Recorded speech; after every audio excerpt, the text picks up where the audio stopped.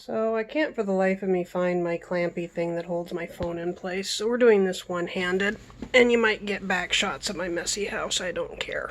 I really don't. Yeah, I do.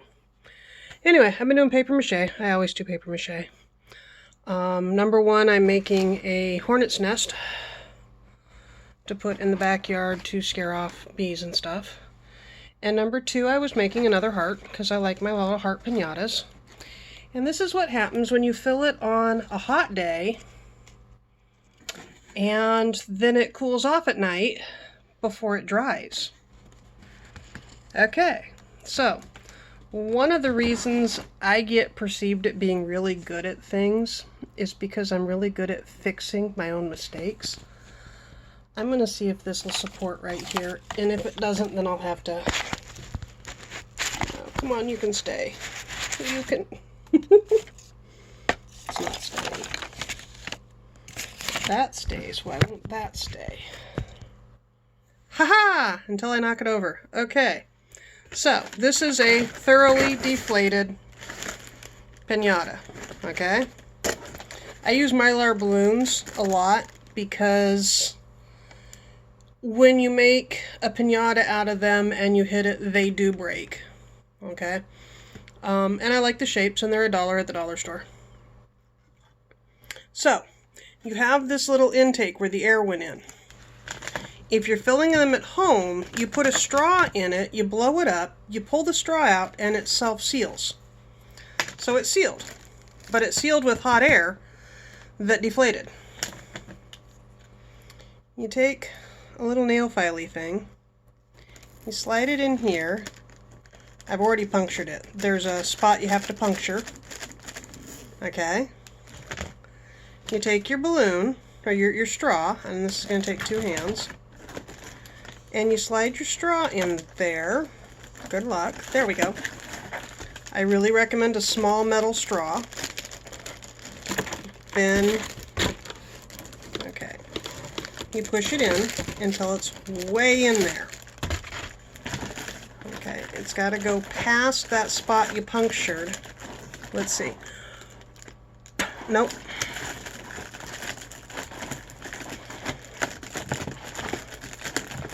I already did this once and made certain that I had it all. There we go.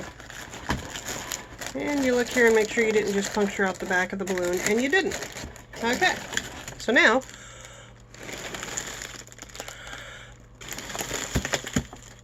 I don't have much lung strength, so this takes a minute.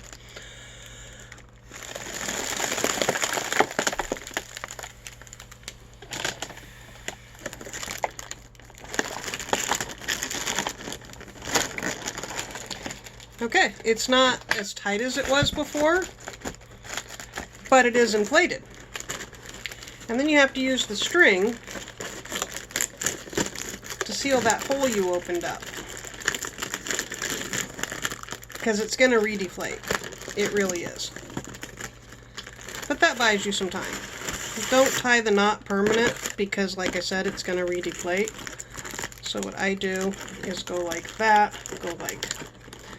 I tie a soft knot where I have a hanging, where I have a pull out, okay? But now it's mostly reinflated, and I can go back to work on it, okay? Next thing, you have 2 basic choices for your paste. One is wheat paste, and the other is glue paste. Now, wheat paste, you can use tapioca paste. I love tapioca paste with paper mache. I do. The problem with the tapiocas and the wheats is that the bugs eat them. And if you're making art that you want to last for a period of time, you'll get bugs. Okay? The problem with glue, it's latex. Well, not all glues are latex. I use Elmer's glue, which is a PVC polyvinyl acrylic. It's plastic. It adds to the weight of the thing. It's harder to break, so if you're making piñatas for kids, that's an issue. One of the things online people say is that they like the glue because it doesn't mold, and wheat paste will mold. Okay? Tapioca paste will mold. Don't put so much on the balloon that it can't dry between layers. Do different layers. One of the reasons, if you look here, can I see this? I can't see this. Let's do it this way. Okay, so there's black and white, and then I'm starting on the color. That's because the first coat was black and white and the second coat will be color. That way I know it's completely dried between layers. And then the third coat will be black and white again. And I do 3 coats. And it's solid enough right now I could pop the balloon and be done, but I like it to be a little bit more durable. Anyway, going back to glue, when they talk about glue doesn't mold. So look at this. Okay, can you see this? I hate not being able to see what I'm doing. That's my glue paste. Do you see the nasty little bits? Let's see if it'll focus. Will it focus? I don't know if it'll focus. Do you see the nasty little glue bits? The glue itself doesn't mold, but the paper shed in the glue molds. Okay? The other thing with glue bits, with glue, and with regular stuff as well, is you have to be prepared to take the skin off before you start again. Okay, can you see that? Can you see that? It's gross! Anyway, so there's mold in that. And there's a thick layer at the bottom that I have to stir up that, let's see if I can, a thick undissolved layer at the bottom. And yeah, each one of your paste types has different issues. That's really unflattering. I don't want to show you my kitchen. Oh, there we go. I'm worried about unflattering and my hair looks like that and I don't have my teeth in and I'm so fucking anemic. So, big thing with paper mache is if it deflates, you can reinflate it. I've accidentally popped rubber balloons and taped over the opening and reinflated those. It's possible. Don't throw away 2.5 hours worth of work. Just figure something out. The other thing you can do is re-moisten it and turn it into a skull. The balloons.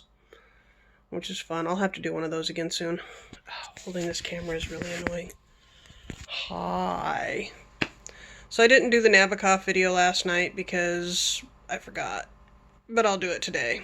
Probably later in the day. Doing it earlier in the day doesn't work for me that much.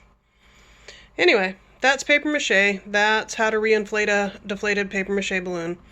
So you can continue working. We're coming up on 8 minutes. I don't like that you're supposed to look up there and the good YouTubers look up there and I forget. I'll talk to you later. Bye-bye.